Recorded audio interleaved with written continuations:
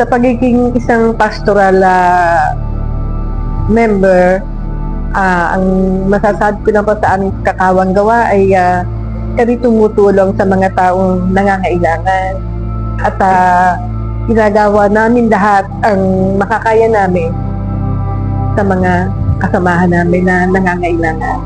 At pinagpe-pray namin sila na sana ay wag silang magsasawang sumama sa amin sa pagbisita kay San Antonio.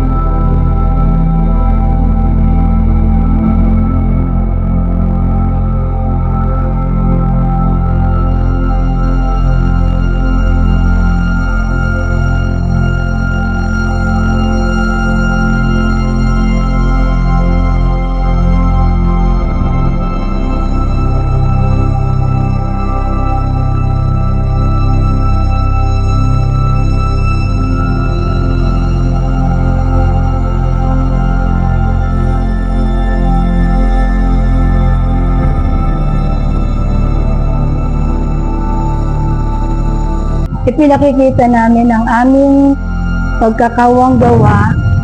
Unang-una, pinupunta namin ang bawat bahay,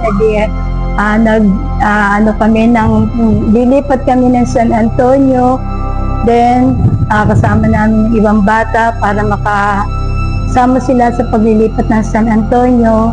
Then sa naman sa mga tao, nagtutulong-tulong kami o humihingi kami ng tulong sa aming mga member upang kami ay may tulong sa mga itutulong na talagang walang-wala na mga beneficiary ng kawang gawa.